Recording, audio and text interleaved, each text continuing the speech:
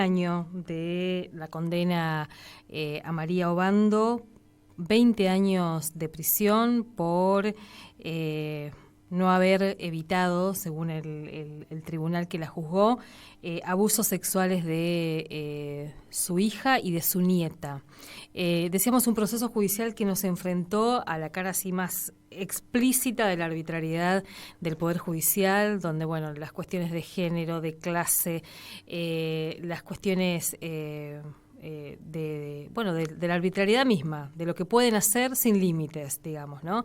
Desde cómo fue el proceso a el monto de la pena. Y está en línea Roxana Rivas, que es del equipo misionero de Derechos Humanos, Justicia y Género, y que además es defensora del equipo de defensa de María Obando, tanto en esta causa como en aquella del 2012. Roxana, buen día, ¿cómo estás? Buen día, ¿cómo estás? Bueno, un año. Todavía no me puedo sacar de la cabeza lo que fue esa escena, ¿no? De esa condena, más allá de todo lo que fue ese proceso, además, ¿no? ¿Cómo lo viviste vos? Pues imagínate que ese día en particular de la condena, de la sentencia, ya todo el ambiente es como que había sido creado para la condena, porque llegamos y estaba rodeado de policías, que también ese fue parte un poco de todo este sistema de crueldad, del espectáculo que se montó alrededor de la detención de María, que parecía que fuera una delincuente, una terrorista más o menos. Pero la verdad que aún en ese contexto lo más sorprendente fue la cantidad de años que se le dio. Y después, cuando empezamos a ahondar un poco los fundamentos de la sentencia, peor todavía la indignación al ver la falta de fundamentos, ¿no? Es o sea, es una mezcla de tantas cosas, porque por ahí con María nos pasó un poquito esto de decir que la pudimos sacar del sistema de crueldad en su momento, pero no la pudimos mantener afuera más de 8 años. O sea, es como es el tiempo que te permiten hasta que te cobran de vuelta y la vuelven a meter, que es lo mismo que tememos, además de nuestras otras víctimas que están todavía en esa situación de inseguridad, como Miriam Bogado, Victoria, etcétera. Pero bueno, con lo de María es como la síntesis, ¿no?, de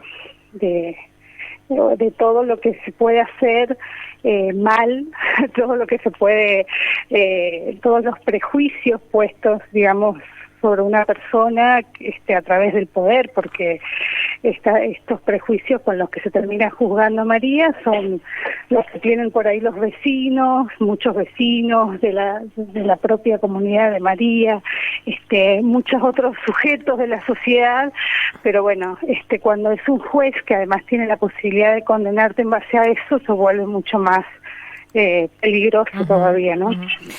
Pensaba también, llegamos a este debate oral después de lo que fue el fallo de la Corte Suprema de Justicia en la causa Cristina Vázquez. Llegamos después del suicidio de Cristina Vázquez, de la muerte de Cristina Vázquez. Es decir, uno tenía como la sensación de que algo de lo que pasó con Cristina, de lo que dijo la Corte en relación al proceso de juzgamiento en el caso de ella, iba como a interpelar, digamos, ¿no? Además, en esta emergencia donde se supone que la agenda feminista está presente, interpelando al Poder Judicial, pero nada. Es que ahí hay una cuestión, ¿no?, mucho más de fondo, ¿no? Yo creo que con el tema de Cristina y de su suicidio, ellos jamás se hicieron cargo de las responsabilidades que tenían en haberle destrozado la vida y haber provocado la muerte de Cristina. Esa toma de conciencia no existe, entonces no hubo nunca, a partir de ese caso, no les hizo un clic en nada, ¿no? A veces uno dice, bueno, a partir de acá por lo menos van a ser un poco más cuidadosos, y eso no pasó. No pasó, la verdad que es increíble, porque ese fallo fue clarísimo, y sin embargo nadie se sintió interpelado. y al contrario salieron como a redoblar la apuesta, porque yo en el fondo creo que están convencidos, ¿no? Porque también eso por ahí, siguiendo un poco los discursos que vienen de las máximas autoridades de nuestro Poder Judicial, hay un convencimiento de que en Misiones no hay problemas en cuanto, por lo menos desde el Poder Judicial, en cuanto a la cuestión de género. Ellos están convencidos que la cuestión de género se reduce a la paridad y que es más, casi que nosotros superamos ese límite de la paridad porque tenemos más mujeres en el Poder Judicial que hombres, y con eso reducen toda la cuestión de género. No tienen en cuenta lo que significa la perspectiva a la hora de juzgar. Entonces juzgan exactamente de la misma manera, ni siquiera de la misma manera, porque con causas similares a las de María y con sujetos que fueron autores materiales de violaciones perpetradas a sus propios hijos durante años, las penas en ese mismo tribunal no pasaban de 12 años, por ejemplo. ¿No? A María se le endilga, y de hecho se pone eso como sus argumentos, el no haber cumplido su deber de garantía. Esa es la palabra que utilizan, o sea, garantizarle a su nieta en este caso y a su hija condiciones de seguridad en cuanto a su bienestar social, su bienestar psicosexual, etcétera, todas las cuestiones que fueron involucradas en este hecho, que no deja de ser también lamentable, ¿no? Pero ese es el punto, el deber de garantía, como lo dicen, ¿no? Roxana, también lo venimos diciendo y discutiendo en los distintos espacios cuando la causa María, tanto la primera del 2012 como esta, permite problematizar al Poder Judicial, y se le está haciendo en todo el país. Eduardo Paredes dice además en el continente, porque nos va mencionando cómo el proceso de María se estudia en Colombia, se estudia en Chile, se estudia en Uruguay, se estudia en las universidades de nuestro país. Ese proceso de disciplinamiento, pero también esa bajada de línea, porque el Poder Judicial después, con mayor como empoderamiento, fue por otras mujeres, porque si uno va al penal hoy, se encuentra con la cantidad de mujeres que están detenidas por no haber garantizado estos derechos que vos mencionabas también, ¿no? Sí, o sea, y yo creo que la mayoría de las mujeres que están detenidas ahí están en esas condiciones, y lo peor todavía, muchas de esas mujeres están cumpliendo condenas a partir de los juicios abreviados que inventan, ¿no? Que obligan a hacer, porque eso también es la forma de ir ajustándose a las reglas internacionales o al exceso de prisión preventiva, que ahora lo ponen como un logro, cuando en realidad lo que hacen es forzar a la gente a firmar cualquier cosa, o sea, violando todas las garantías. Pero bueno, volviendo específicamente a esta cuestión de yo creo que acá surge un poco también cuando vemos este delito en particular que se les está entregando a las mujeres, que además, insisto esto, porque uno puede decir, yo no quiero decir, porque no es un concepto ni siquiera psicológico ni sociológico, no que sean malas personas, ¿no? Pero sí creo que prefiero pensar que son personas que están realmente equivocadas en un montón de conceptos y en un montón de cuestiones vinculadas al poder que ejercen, porque recordemos que no son vecinos, insisto, son sujetos que tienen muchísimo poder y que en la mayoría de ellos ni siquiera está capacitado para ejercerlo y para decidir sobre la vida de nadie, ¿no? Que acá también se cruza otras cuestiones que suman a esta, ¿no? A esta ignorancia supina que tienen, ya ni siquiera del derecho, porque ya a esta altura pareciera que uno ni siquiera le exige o espera eso de muchos de los jueces, pero sí, por ejemplo, cuando valoran esto, es decir, qué es lo que una mujer en determinadas condiciones puede garantizar a sus hijos, por ejemplo. Entonces ponemos acá el concepto, la idea de la interseccionalidad, que también cruza muchísimo, y que es un concepto propio de nuestros movimientos feministas, nuestro pensamiento feminista. porque no es lo mismo la posibilidad de una mujer en las condiciones que ha vivido siempre María Obando y la mayoría de las mujeres que están presas por este mismo delito, no es la misma situación ni la misma condición que tienen para garantizar ningún derecho a sus hijos. Esa es la verdad, ¿no?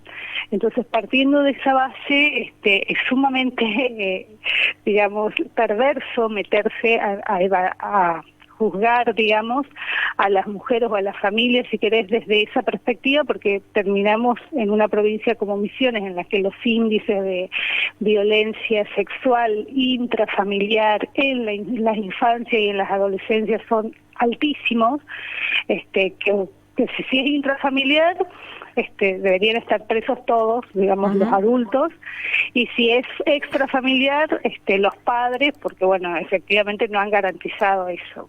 Y la verdad que ni la problemática de la violencia sexual pasa por solo eso de garantizar cosas, ni la problemática de la garantía pasa solo por decir vigilar, ¿no? La respuesta no puede venir de ahí, digamos, del sistema penal solamente. De ninguna manera, sobre todo cuando la mayoría de las madres que pasan por esos procesos han sido víctimas también. María se ha iniciado en su vida de pareja, por decirlo así, o su vida sexual con 12, 13 años al ser entregada a quien fuera su esposo después. Es lo que significa también que hay procesos de naturalización en esos lugares y en esos ambientes que si empezamos a decir, bueno, entremos con esta vara, criminalizamos a todo un sector de la población que vive por ahí en esas condiciones, y hay situaciones que no son judiciables, digamos, no pueden ser atendidas, o no puede ser la intervención del Estado reducida a la cuestión criminal. Volviendo pero eso por una base concreta, perdón, no para decir eso, si nosotros dijéramos están haciendo algún tipo de análisis. La verdad es que no hacen ningún análisis, porque si uno lee la sentencia de María, es una sentencia incoherente, es una sentencia prejuiciosa, no tiene pruebas ni sustento en nada. Si nosotros, o sea, yo no sé cómo decirlo sin que suene espantosamente hasta soberbio, porque a veces de eso nos terminan acusando, pero lo del fiscal, por ejemplo, fue absolutamente vergonzoso. O sea, y vos estuviste presente, o sea, fueron 3 horas de alegato delirante. O sea, era un operador del sistema judicial con altísimo poder, que define los rumbos de la vida del montón de personas delirando. Enojado conmigo, enojado con Eduardo, enojado con José Luis, el otro abogado, enojado con el movimiento de mujeres, odiado a María porque María representaba, no sé, el diablo encarnado, o sea, una cosa impensada, o sea, además, esto que decís, Rosana, de nuestras vidas, ¿no? Es interesante porque María, cuando una de las cosas que se le reprocha es que María no haya hablado ahí, y hablábamos con ella porque con vos estuvimos en varios momentos preguntando y también alentando la posibilidad de que ella hable, que pueda ahí decir lo que le pasaba, y me decía, era tal la violencia que sentía del fiscal. Me dice, vos fíjate cómo me mira, cómo yo no puedo hablar ahí.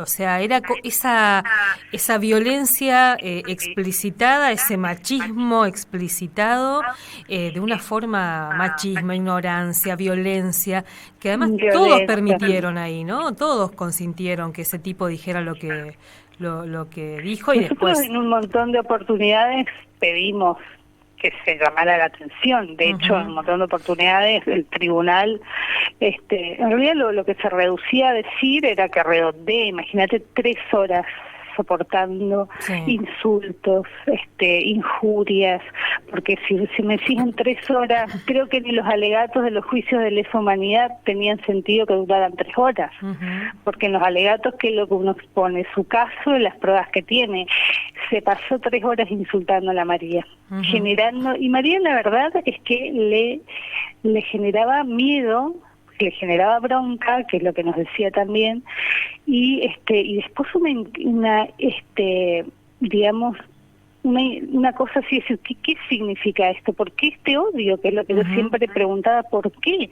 ¿Qué le puede representar a este sujeto que del Estado hace años, probablemente toda su vida ha vivido del Estado, haciendo esto que hace, que lo hace horrorosamente, porque si hace lo mismo con María, que hace con nosotros, entonces ejerce su oficio horrorosamente, pero que está sostenido por el Estado y que encima insulta y nos en ese momento había pedido que nos dejen sin matrícula, que de hecho siempre estamos al borde también, ¿no? Pero bueno, invitándonos a que no nos contraten, o sea, un montón de cosas que, bueno, uno tendría el punto de decir, bueno, volvamos a nuestro caso, en todo caso después veremos cómo nos arreglamos entre los abogados, pero María se convirtió como ese chivo expiatorio para transferir todas las frustraciones de este sujeto que no ha podido vivir fuera del sistema estatal, o sea, un tipo que no podría sobrevivir fuera, aunque él creyera que sí. Entonces todo eso desde su propia frustración, desde Roxana, su mediocridad, atacando a una mujer que no tenía manera de defenderse frente a eso que era irracional, fue parte de lo inverosímil, digamos, de todo esto. Si algo le faltaba a este proceso, porque fue, una cosa es contarlo y otra cosa es verlo, vivirlo. En el medio apareció otra causa en la que los cuidadores de las niñas, ahí se había producido un abuso que fue condenado por este mismo tribunal. Bueno, haciendo ese paréntesis, pero si algo le faltaba también es la presencia de esos pibes que eran adolescentes, que están presos desde hace ya casi 7 años, sentados ahí, que ¿te imaginas hace 7 años? Bueno, ayer digo, el año pasado cuando lo veíamos, eran pibes, digamos, ¿no? Y están ahí metidos en este proceso de manera ilegal y con una brutalidad que tampoco se hicieron cargo. No, de hecho, cuando el primer día del proceso, que fue la primera vez que yo personalmente tomé contacto visual con esos chicos, lo primero que dije fue, ¿cuántos años tienen estos chicos? Porque no podían pasar de 18, 19 años, ese era el aspecto, y ahí empezamos a sacar las cuentas. O sea, fue nuestra observación desde nuestra defensa darnos cuenta que en el tiempo en el que supuestamente habían sido abusadas las niñas, estos chicos tenían entre 14 y 15 años. Hay que decir que los chicos estaban con defensa oficial, digamos, ¿no? Estaban con defensa oficial y esto también para que uno vea cómo las irregularidades ellos las van como cubriendo así al pasar, como si no tuvieran ninguna importancia, al punto que, bueno, acomodaron los hechos a la fecha en que los chicos tenían 16. Entonces empezaron toda la imputación diciendo que fue en un tiempo, después, bueno, ese tiempo no, ¿cuándo cumpliste vos los años? Yo los cumplí en febrero, bueno, entonces de febrero de ese año que cumpliste 16 tuvo que haber pasado. A ese nivel, ¿no? Y esos chicos, más allá de este dato, sentados todos esos días y todas esas horas, especialmente esas 3 horas de alegatos, escuchando, por ejemplo, que no había nada, porque casi que ni los menciona. Sin embargo, los condena. O sea, el fiscal no los menciona prácticamente cuando alega sobre su caso y sobre las pruebas, no los menciona. O sea, no tiene nada en contra de ellos. Supone que este chico de apenas, que en ese momento tendría entre 14 y 16 años, que fue entre 14 y 15 años más o menos, 16 a lo sumo, el tiempo que compartió, la temporaneidad que tuvieron con María, en el sentido que la cercanía, bueno, ese tiempo en teoría era concubino. No hubo un solo testigo que diera cuenta de que ese chico era el concubino de María. Para seguir construyendo la monstruosidad de mujer que presentaban de María, ¿no? Era monstruosa, además convivía con un adolescente.